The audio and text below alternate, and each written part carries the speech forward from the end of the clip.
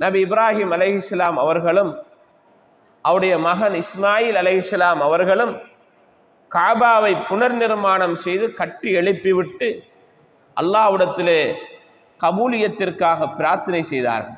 குடும்பமே சீர்திருத்தமாக இருக்க வேண்டும் என்பதில் கவனம் செலுத்தியிருக்கிறார்கள்.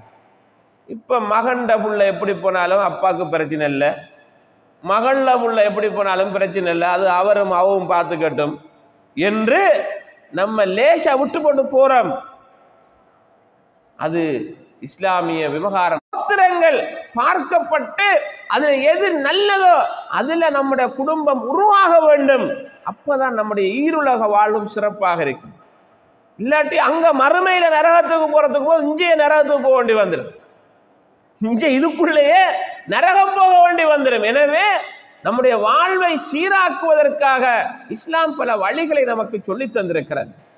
அக்காலத்தில் இந்த நாளும் பார்க்கப்பட்டாலும் மார்க்கம் உள்ளவளை பார்த்து முடியென்று அல்லாஹ்வுடைய தூதர் சொன்னாலும் அதுல பரம்பரை நல்ல குடும்பம் பார்க்கப்பட்டிருக்கிறது என்பது ஒரு முக்கிய விடயமாக இருப்பதை இங்கு நாம் அவதானிக்க முடிகிறது. ரசூல் ஸல்லல்லாஹு அலைஹி வஸல்லம் அவர்கள் இந்த உலகத்திலிருந்து ஒரு மனிதன் பிரிகிற போது நல்ல பிள்ளையை உருவாக்கி போட்டு போகணும் என்பதில் கவனமாக இருந்தார்.